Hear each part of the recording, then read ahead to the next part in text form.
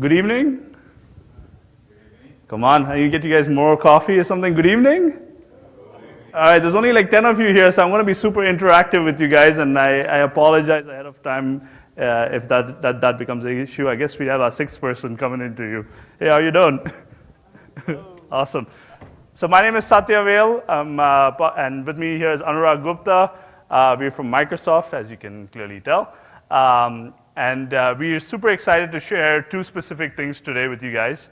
One is we want to talk about why and how Microsoft is contributing to the open source community.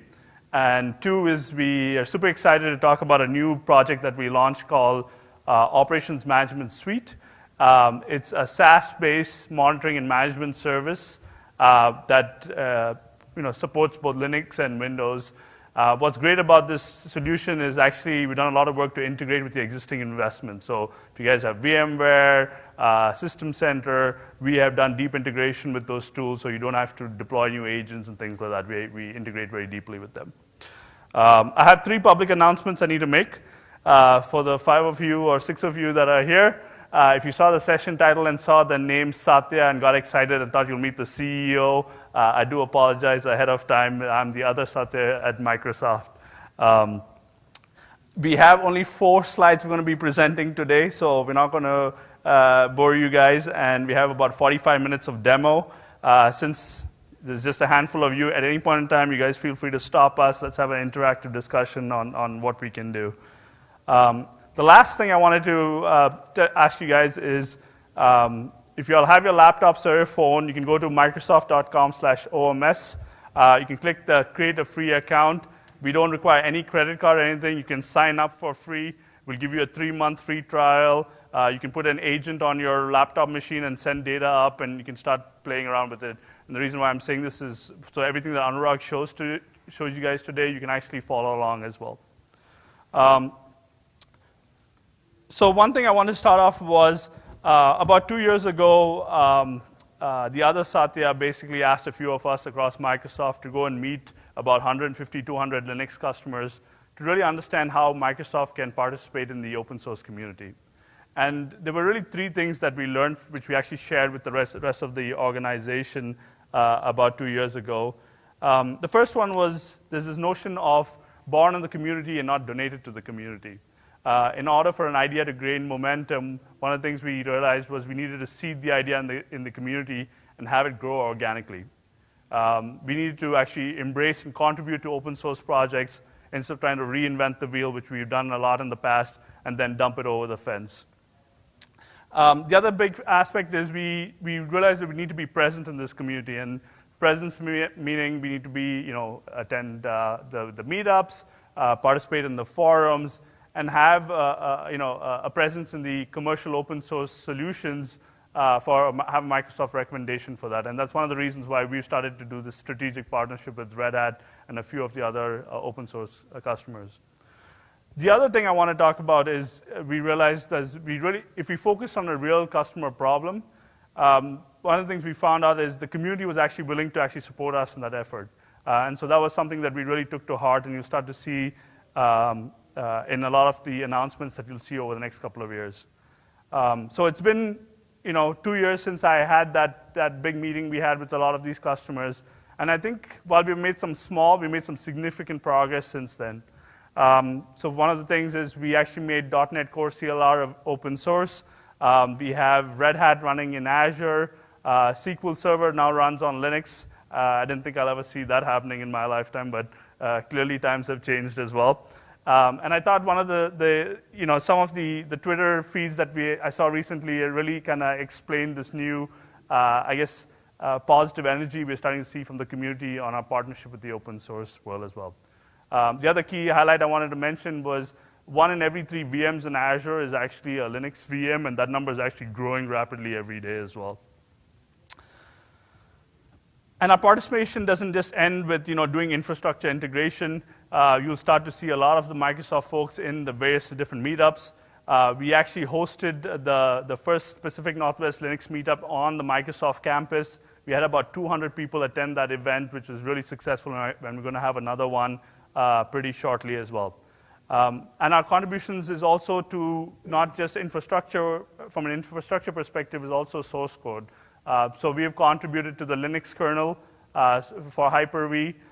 We contributed to open source projects such as Fluentd, Lucene, which is a search engine, and Docker as well. So this is not just a, hey, let's take stuff. This is us actually contributing back as well. So something I wanted to emphasize.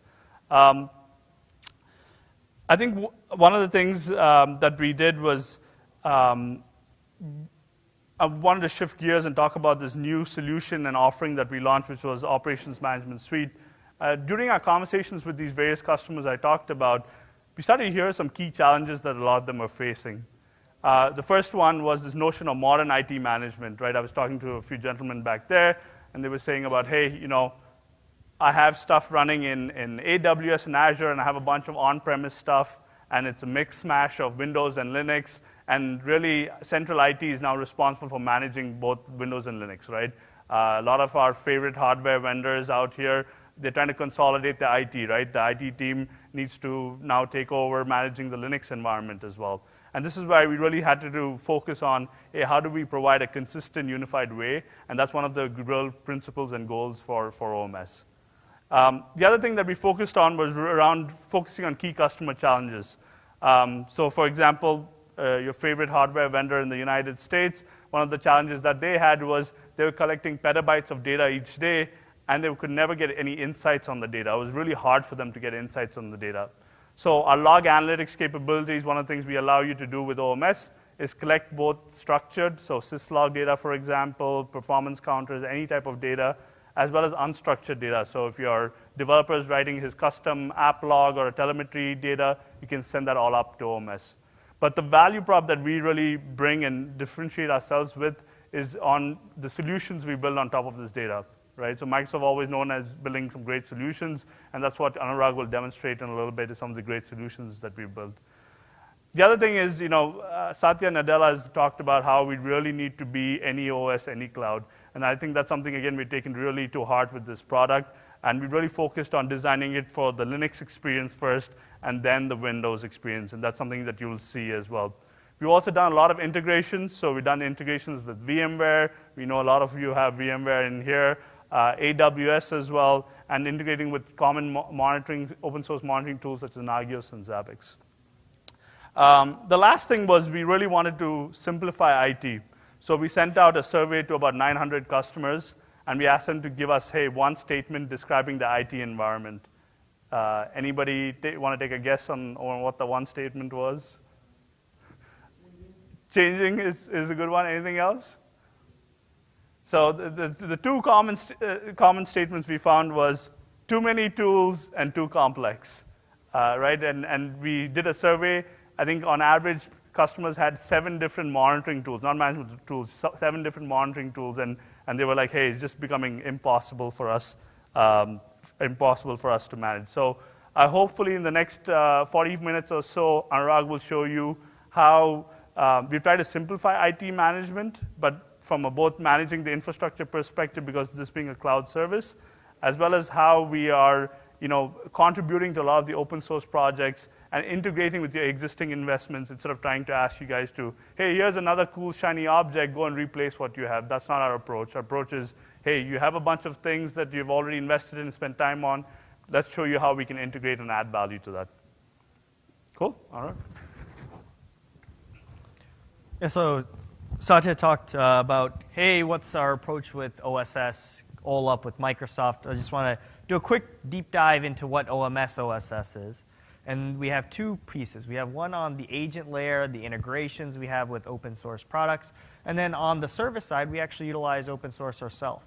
So on our back end, we have all of these really powerful functionalities, such as real-time search, solution platform. And that's backed by a bunch of open source big data engines. So you have Lucene, you have Spark, you have HD Insight, which is Hadoop, MapReduce, HBase, you have SQL Azure, and then you have machine learning. So what we're really trying to do here with the open source on the service side is for all of these data points you're sending us, all these large things across your enterprise, across your private cloud, your public cloud, we want to give you the best engine to best represent that data in whatever fashion that may be. Maybe it's using HBase for metrics, Hadoop for cold data, and Lucene for warm data. So these are things that you should never be locked into, things you should never have to worry about. You just have one consistent experience, and behind the scenes, we can use open source to build that. And what that really entails is if a new engine comes along down the line, maybe Apache Apex or some other sort, we can plug that in and bring more functionality where it deems necessary. On the collector side, we've really invested heavily in an open source project called FluentD. And we found that to be a great log collector, something that is already taken by the open source community, used by other enterprises, whether internally or distributed externally. And we kind of first partied that as our log collection agent on Linux.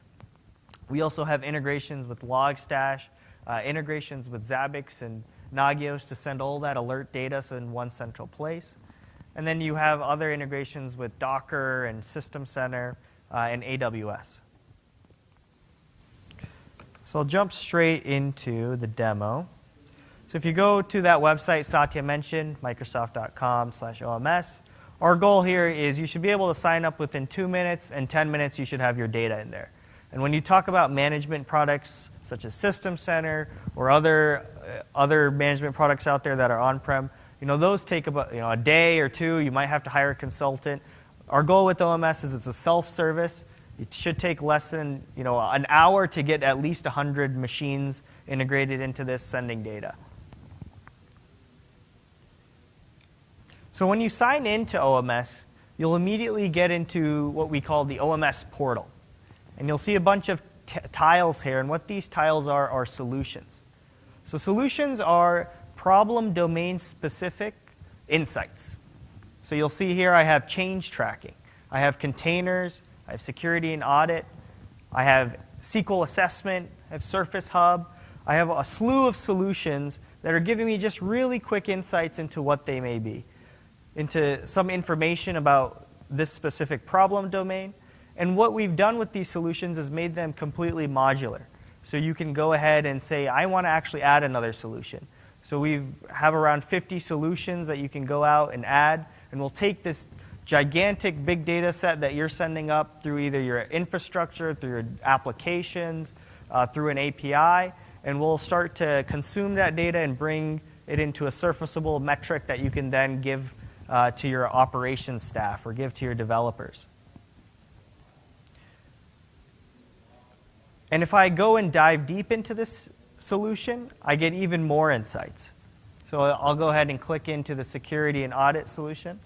And of course, with this solution piece, we're working very heavily so that partners can create solutions. Other third-party vendors can create solutions such that you have this really great ecosystem, like an app store kind of, where you can build and get more data sets and more insights as you continue along. So this security and audit solution I've clicked into, when I get into the solution itself, I'll see a quick overview of some of the things the solution designer has said. These are very insightful. These are things you may or may not be interested in. So I have things such as anti-malware assessment, identity and access. I have a pane for notable issues. And then I also have a map showcasing inbound and outbound malicious traffic. And this is where we really have a lot more power than just a big data collector. We're not just a thing you send data to and we run some queries and make it look nice. We also enact workflows on top of that data. So for example, Microsoft has a great digital crimes unit lab, and it has integration with TrueSec, has integration with other third-party security vendors, and it surfaces every 30 minutes a list of malicious IPs. And what we do is we take the data that you send us from your enterprise, whether it's running on-prem, whether it's running on OpenStack, whether it's running in AWS, we bring that together, and we start to correlate that. And we'll let you know, hey, this is actually an inbound malicious IP.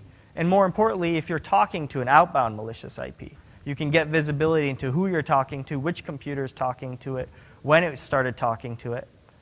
And if I click this, I then surface those same digital crime unit reports that I would get online into this solution.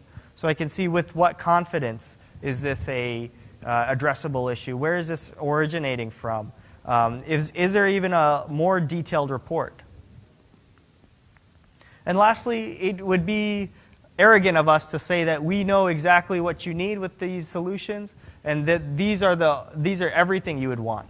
And so what we've done is integrated all of these solutions with our really powerful back-end search. So all those data platforms you saw, all those open source engines you saw that are powering this solution platform, allow you to say, hey, this is a really interesting issue. My computer's with failed SSH logins. Let me click into that.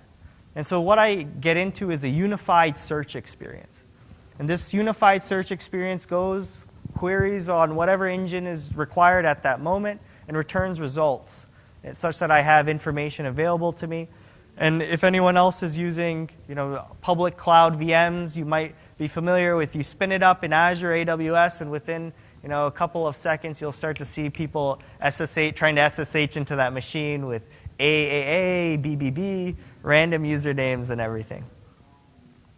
Now, since this is all integrated search, if I want to just go ahead and go from here and say, I just actually want all my syslog data for the past 7 days, I can quickly change this query that was surfaced to me by that solution and then just get a quick overview of all the syslog messages from the past 7 days. And you can see I just returned around 5 million results. So this is actually one of our smaller workspaces, smaller demo workspaces. It only has a couple billion events. But when we look at some of our larger customers, they're sending multi-billion events per day. And system log would be pertaining to all the hosts, everything that's in there. Yep. So these would be syslog across all of our Linux machines. And you want to just do a star for any of these? Yeah. And so maybe I don't know I want to look for syslog. Maybe I just want every single piece of data from the past 7 days. And so you can just do a star, and it can just start grabbing results. It'll start by saying, hey, what's in the hot clusters? And it'll start loading all the data past that. So you can see, hey, now I have 120 million results. I have 207 million results. And then you can scope down and see what is being generated. I have some performance. I have syslog. I have some MongoDB custom logs. I have MySQL general log. I have some SQL Azure custom logs, Logstash logs, just a slew of data, types of data. And then if I wanted to say, let me focus in on the syslog, I can then once again click in and dive deeper into that specific piece. And so we use a custom query language, but we really don't want to force people to have to learn it just because. So we've done the shopping cart-esque filtering on the side, where you can come in and you can choose your computers. So I could go ahead and choose my Red Hat computers and apply them. And as soon as I hit apply, I add them to the query, and I start to scope it down. I could then come back and say I want the specific filter, I want the specific severity level, and start applying that as well. Now, this helps you dive deep and look at specifics that you might or might not already know about. But how do you read 5 million logs as a normal human being without going crazy? So what we've developed is a pattern recognition piece on top of our log search to take these large data sets and minify them. So you have all this, terabytes and terabytes of data. You have 5 million records. How do you get it into a human consumable way? And so we have this feature we call minify that takes these log results, streams them through, does some pattern recognition, and groups them together. And then I can start to see, hey, these are the patterns in which my logs are coming. And I have like 250 event groups. Well, that's a lot better than 5 million. And then I could just say, okay, hey, this is really interesting. I have the Ambari agent coming through. I have some UFW events coming through. And I have a component. I have this star here. What does this star represent? And then I can start to dive deeper. And instead of showing this as 406 separate log entries, I can combine it into a single one and look at which piece of Ambari, of which piece of my Hadoop cluster I was monitoring, whether it was my Hive client, my Spark client, my HBase, my MapReduce. And I can click in and have the query update automatically. So as you start off, you can use the filtering systems. You can use free text search. That works as well. And then over time, start to learn how all of the intricacies of our search work. Now, another thing about syslog is the amount of data that might be coming to it. Say I have a firewall logging to syslog. Say I have a network device. Say I have an application, log4j is logging to syslog. MySQL is logging to syslog. There's just an enormous amount of random pieces of data in there, and I want to make sure that I can grab the proper insights out of it. And say I also have values inside of this message. So for example, with this firewall message, I want to actually extract out the UFW. Did it allow or did it block? What was the message there? So what we've done is pair up with some machine learning pieces and allow you to extract those, allow you to create custom fields, such that future ingestion, future messages sent, future data sent is going to have that field already enabled for you, such that you can pivot, use a shopping cart-esque feature. And so I can go in here and I can say, hey, this allow piece is really important. So I can say UFW, custom field. Let's go ahead and extract it. What it's going to do is it's going to go through the last 100 or so messages that are similar to this one. Say, hey, I ran my machine learning through it. This is what I found. These are the matches that I made. And you can see here I got actually a lib container as part of it. And so that's not one that I would want. So I can go ahead and actually teach this system, hey, make sure you ignore this. And there's one that I'll ignore right here. I can say ignore results like these. Then what it'll do is it'll rerun this whole entire system, say, hey, which ones are important, which ones are not, and then it can center back in and say, oh, hey, it's just allow, right? This is the only field I want. So we have all these pairings, we have all this data, and we're continuing to add more and more workflows to enrich that data from just the basic search. Go ahead and cancel that. So another big thing is the amount of tools people use, right? Satya was saying that people on average have like 7 to 9 tools. And that can be for performance, and then one can be for logging. So you could use Elk, and then you could use Grafana for logging. And what we really, really wanted to make sure was that you have a singular experience. So this search is powerful enough to understand when you're searching for syslog, but also when you're searching for performance data. So if I was to say I want to just grab all the performance data, go ahead and find data for the past 7 days, you'll see that this metrics piece on the right-hand side is starting to pop up. And what this metrics piece does is it allows you to visualize this data in a fashion that's all in the singular search. So if I say I only care about my logical and processor, disk memory stuff, let's go ahead and click apply there.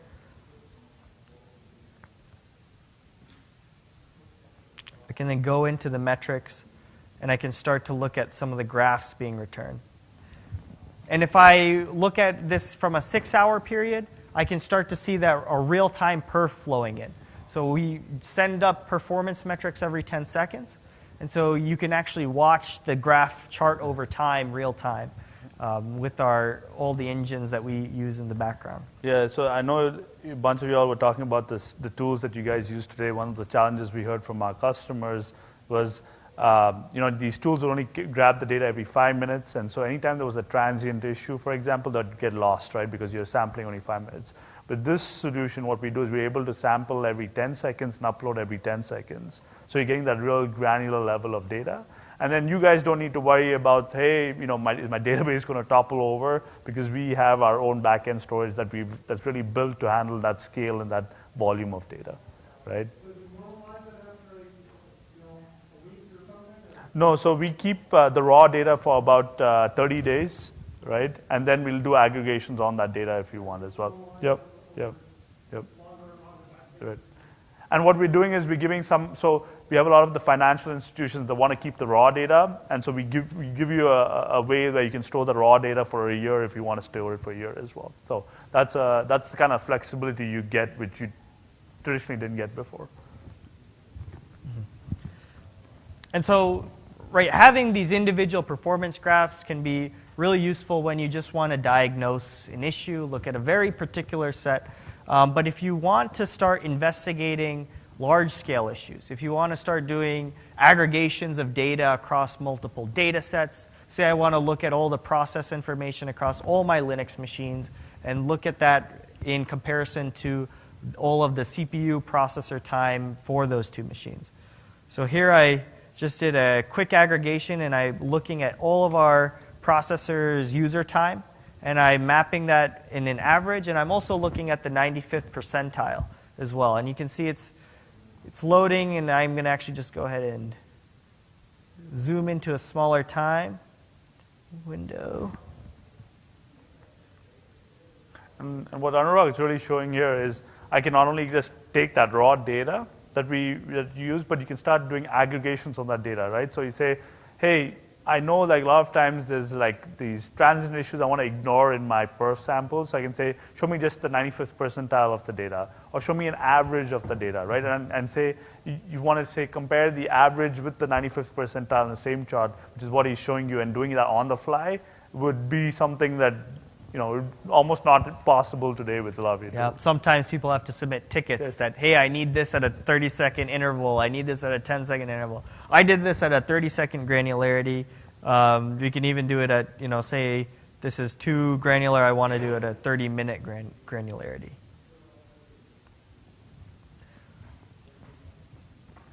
And also at the same time, we allow you to have more powerful graphing options, graphing visualizations. I can add units to this so that other people know what type of graph it is. Say it's either a bytes per second. Say it's a bit rate, and I need to convert the scale to something else. Maybe I want to graph this logarithmically. Maybe I want to have a minimum, maximum, etc. So some nice visualization options to share this out. Now, since everything's a query, we can save this, and then I can start to give this to other people such that they can also start to search for it. So I can say this is going to be Anurag's Red Hat Summit performance. Put it in the Anurag category.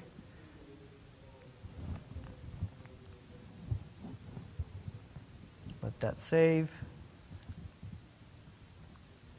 And as that saves, let's go ahead and switch into the dashboard. And so the dashboard takes all of these saved searches that you've made, and it visualizes them in whatever way that you feel is going to be the best representative.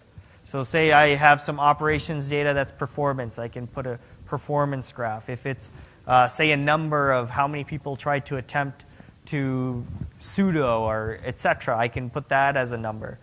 So you have all of these visualization options. And in order to add a new one, so say we just made that. And this is a really cool part, so you guys don't miss this part. Is we can just drag and drop one of these save searches. Oops.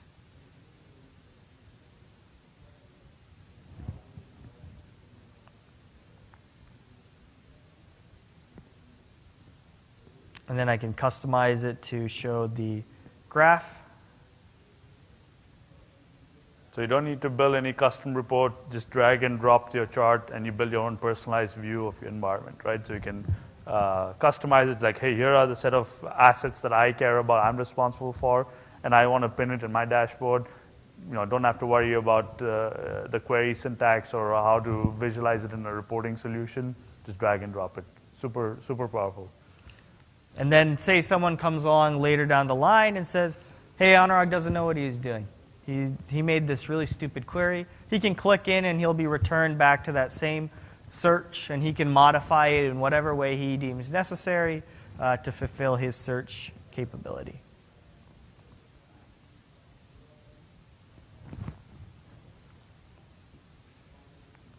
So next I'll show a quick way of getting data that is not syslog, it's not performance, it's just custom data that you have sitting on your box. We have the sense of custom logs. So we can tell our agent, hey, start collecting a file, tailing a file, and start sending that piece up. And so you can come into your settings, and you can specify a brand new custom log here. And so you can actually upload a sample log. And what this sample log will do is it will actually go ahead and delimit it for you. You can set, hey, I actually want to delimit by timestamp. This is a stack trace. and it wouldn't be best represented by a single line break, so I want to delimit by a timestamp. Or you can do it by a new line. And then you can tell all your agents what collection path to go to start collecting. And then once you have all of that piece inside of OMS, you then have the same raw text searchability across all those logs. You have it as a specific type. And now you have the capability to dive deep, make those same dashboards, and whatnot.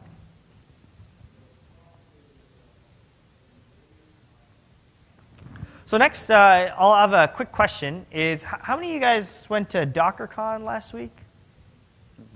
DockerCon, no? Okay. One of the big showcases there from our CTO of Azure, Mark Rusunovich, was OMS's container solution. So containers are always a hot topic, and one of the things we want to do with any OS, any platform, is also cater to Docker as a platform. And so what we've done is we felt that the scale OMS offers in terms of having these insane amounts of data, having the ability to correlate across public and private clouds is perfect for the Docker solution. And so Docker gives you a great view into, hey, how many containers I have, which containers are those, what are the container hosts, if I have a noisy container. So say I have some container using a lot of CPU next to another, how do I get those host level metrics and relate it back? Then we also offer specific container insights into what's going on in the container. So I can click in and say I only want the container log, and I can get standard out and standard error of what those logs are, what's going on within the container, and then I can start to parse that based off what I might need. So you can see I have a Jenkins container, and you can see, hey, it's grabbing the JDK installer and whatnot. And so now you have the ability to take all of these infrastructure level logs, relate them to the insights of your container in a very scalable, searchable way. Now, Docker is just one workload solution that we offer. There's also multiple others that are specific to, say, Linux or your legacy system. So if you think about, hey, MySQL is a great open source workload, but we actually use a Java app that someone built 10 years ago. How do you go about building something? How do we as Microsoft build something specific to that 10-year legacy system? So as long as the data is in OMS, we allow you to make even more powerful dashboards called views. And one that I created actually just this morning was a MySQL server solution. So I sent all my MySQL general logs up to OMS, and I started sending some of the database metrics. And now I have this nice solution that shows, hey, someone who's just coming in to the solution can say, hey, what is the solution about? What's it gathering? What are the metrics? What are the log errors that showcased? You can see things such as connections. What's my connection use %? It's not that high. What are the MySQL cache metrics, et cetera. And if I want to start adding to this, we allow you to very visually do this. Have a quick drag and drop type experience, specify that same search query that you might have saved, specify that same search query you just ran 10 minutes ago, and then just start building these dashboards very easily. These should take 30 minutes, and then now you have the ability to share them out with your whole organization and provide that really specific type dashboard.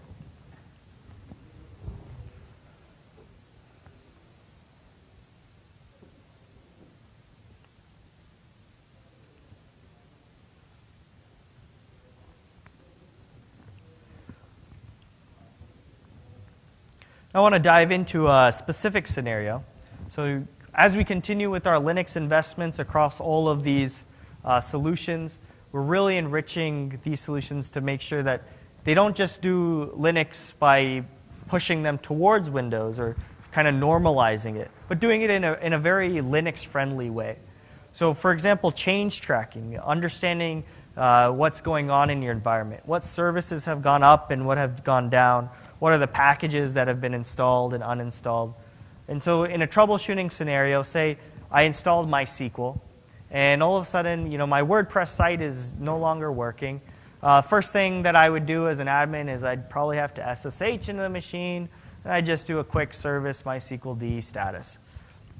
Now what this lets you do is bring that to scale, where all of your agents are reporting the services, ups and downs, and also all the packages that are changing across your environment for Linux. And I can then start to scope down and say, hey, what are the actual daemon changes that are going on for my MySQL machine? And what are the, what does the run level look like? What does the previous state look like, which is very important. And then having this ability to first surface the data, and then second, act on that data is really important. So while I search for these daemon changes, I can actually go ahead and scope this down into a specific Red Hat computer. So once again, just using the filtering on the side. And so you guys can track any type of changes, whether it's running on Windows or Linux. If you want to track a web config file and see what changes are happening, some guy usually goes and changes a parameter in a web config file, breaks the site. You want to know, hey, what exactly changed? We give you this great way to do a diff and actually tell that. And so,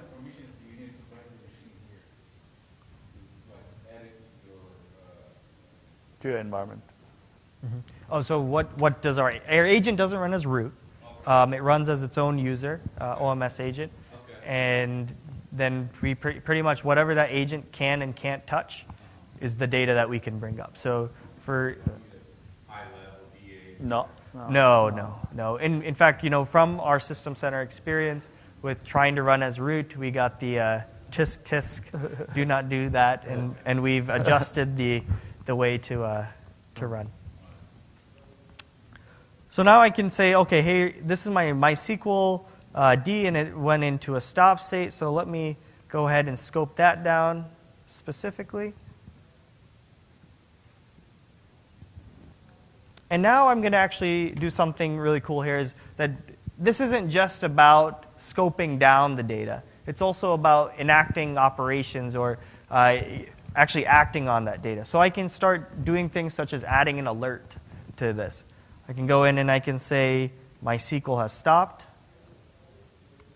You can see, hey, the description, MySQL is stopping the service. You can say, hey, if this message returns even more than one, if it has one result across any of my environment, 15 minutes is a little too high for me, so I'm going to scope it down to 5 minutes. Say you want to suppress alert because a maintenance window is coming up. I can then give an email subject, MySQL is down. But going back to, hey, what are our integration points? How do we, we're not going to expect you to only use this as the sole thing that's going to communicate with your engineers, especially if you're using PagerDuty, if you're using Slack, if you're using another ServiceNow, another incident management system. So we also allow you to run webhooks. So you can send a webhook URL with the custom JSON payload, and then have that service then go and decide who's on call, who's not on call, who's supposed to answer this. And we actually have a great integration with PagerDuty, where we're one of the first-party integrations offered. And so you can go and say, hey, I'm just going to copy this integration URL, add that to my alert. And then the coolest part about our alerts is, since OMS is built of all these different services, one being an automation piece, we allow you to run a runbook or essentially a script. So I could say, hey, if this alert ever fires, I would like you to email John, and I'd like you to also go run a script to restart MySQL. And then John just says, oh, hey, MySQL went down, and the script has already started to run. And he just gets a notification that it did happen, so he can come back in tomorrow morning and investigate the issue, versus having to wake up in the middle of the morning and SSH into a machine to just start the service. Now, another big investment area that we have is patch. So we heard Linux patching is is a conundrum across all these different distributions. And as someone goes on and decides, hey, I'm actually going to just onboard a bunch of Ubuntu, now he has to, you have brought Launchpad into the mix with your spacewalk and your satellite. How do you bring all these insights together and enact a singular patch? And so one of our big investments is Linux patching. And so we have this update assessment that will go out and look at what available patches you have, whether that's on your local, your local repos, or if you're public-facing repos, we can look at both of those, see which ones are available. And then the most important part is decipher, hey, is this a security update? Is this something that is a critical update, something that you should probably take care of immediately? And so you can see here I have the Linux package updates. I can go ahead and click on, hey, what are the security updates there? And I get a nice view over, hey, what is the age of the update? How many of these are, if the classification of update is, of course, only going to show security because I've scoped into security. How many of these have actually been applied? And then if I go into a list or table view, I can start to see I have this bulletin URL.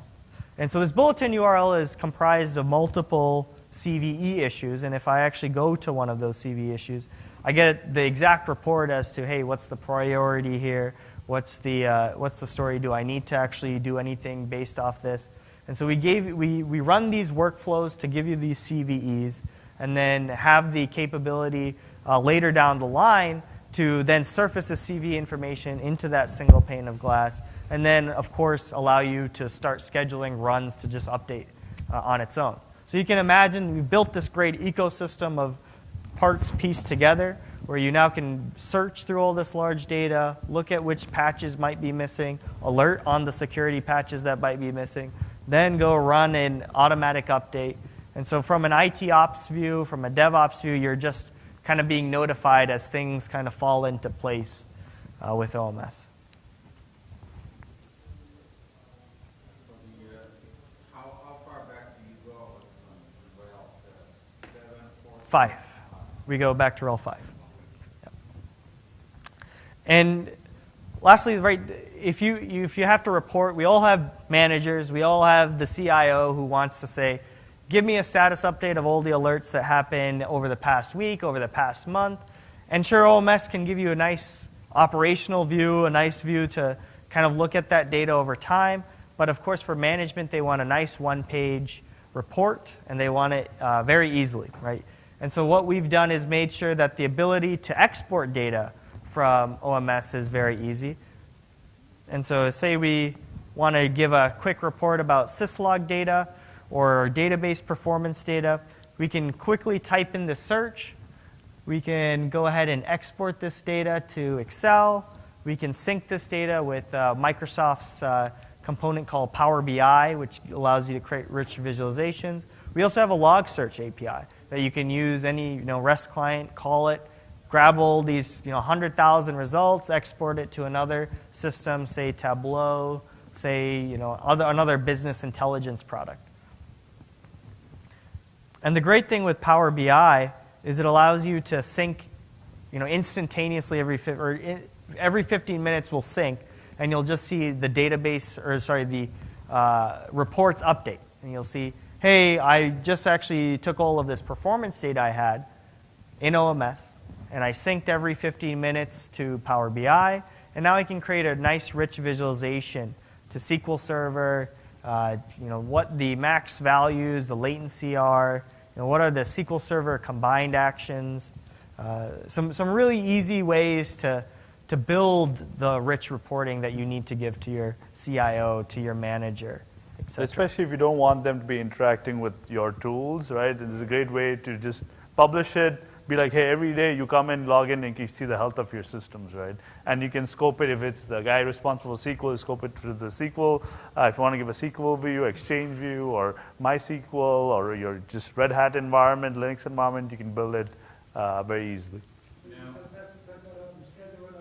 Yep. And it just dumps it into Power BI. Now, our senior Linux person uses Nagios Yep. to basically do things like this. What would be a good benefit to switch So one thing is we have a large IT customer who has multiple sections in his organization. Some are using Nagios, some are using Zabbix, and they don't have a central place to get all of those alerts. And so they're also using other third-party alerting systems. And what they've done is they've hooked in our agent to their Nagios monitoring server. Doesn't need to be to each individual Nagios server. And then it starts piping up all those alerts into OMS. And then similar with the Zabbix server, you don't have to pipe into every Zabbix client, just the Zabbix management server. You fire up into a single OMS thing, and now you still have all the distinct capability of search, where you can filter by computer, and you can now do more kind of aggregated alerts. So if these 3 clients report this alert for Nagios, then fire it off to my third-party thing. So you get this really good integration sense, and then you can also do the reporting for these Nagios alerts. And the best part is, right, the guy doesn't going to have to stand up another couple of servers and figure out how do I scale out all that, right? He just you send it up, it's there, and if he doesn't like it, shut it down. If he likes it, you scale up, right? We have a lot of our retailers who are starting to use OMS now because of the hyperscale we can support, right? We're no longer talking about gigs of data, we're talking about terabytes of data, right? Petabytes of data being sent up to a system, and being able to handle that is something that is kind of what this product is designed for. And this is not monitoring, say that you can say, well, there's a heartbeat and all that. It's just the reports. Yeah. So I think we have a bunch of customers using us in different scenarios, right? So Anurag mentioned, we support patching, we do backups, we do data analytics, which is like the core capability. But a lot of our customers now are saying that, hey, I want to do complex things, right? I want to go and check if a process stops on my specific box, see what changes have happened. If this specific changes happen, generate an alert, right? That is the type of that scenario that you can light up, which is very hard to light up in some of the other products that you have out there. So one last thing is, all of us, are always on the go. We're at this conference right now, and by the time it's over, you'll check our emails. There'll be a couple of alerts, something's fired. There's a fire somewhere. And so one of the big things that we wanted to do, since we offer this as a SaaS, is also give you a mobile app. So we have apps for iPhone, we have apps for Android, we have apps for Windows Phone that allow you to visualize the same dashboards that you saw. So this is the same workspace. I could scroll down and I could look at the Anurag's Red Hat Summit performance data that we added to the same dashboard earlier in the session. I could click into that. I could get the search results, and then all of the solutions that I also had. So if I go back down, I still have that same MySQL solution, and say I built another, an app developer, an app owner can have this nice solution to then go look at all the data and have it available to them on the go, and it's going to be querying that same central data store where you're piping all the data from all your agents, or from sending it through an API, or sending it through a SCOM management server. So I can, I have the same visualizations and same complexity that I had on the internet site. And then I can also click in. So I can actually do raw search here as well. It's going to be a little more condensed. You won't get as many results on the single page, but you get the exact same information. And if you find something interesting, you can, of course, expand it.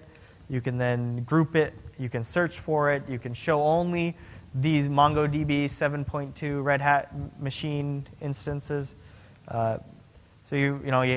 This is great for those who are on the go that want to just quickly dive into data sets. They're not worried about, hey, I have to go VPN, and I have to get behind some firewall, and I can't be on a public network, and then I have to go and try to log in somewhere else. As long as you have your credentials set up, all the things are ready for sign-in, and you can be off. Can you schedule things to be part of this schedule reports and send them the email? Yeah, so we provide a alerting view report today. We're looking to expand it so that you can pick and choose what data sets you want. But today we give a standard kind of email report, but we're looking at saying, hey, how do we let you say, hey, I want to look at, when my SQL is down and I want to get a report for that. That's something we're working on. Yeah. Do you want to?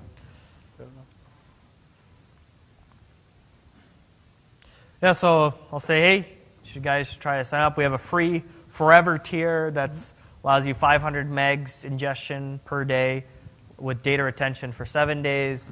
It's still fully functional, has all the feature capabilities that a normal subscription has. It's just limited to that amount of data. 500 megabytes per day. So, and again, we'll be happy to work with you guys to if you need to extend that limit, we can work with you on that as well. Yes. Since we have site license, I think we can get the. Yep. I don't think that should be a problem. Yeah. Right. I'll put it down. Yeah. Okay. Nice. Cool. Awesome. Good. Glad to see it. Do you want to show the supported OSs and then we? Yeah. Let's do that. So you had asked, hey, what versions of Red Hat do we support? 5, 6, 7. And then, of course, we also support many other Linux distributions, including CoreOS. We run as a container. And then we also have Amazon Web Services up there as well. So we cover the main big boys out there, the enterprise server distributions. So you won't see Hannah Montana Linux up there or anything like that. Is there any questions, anything we can answer?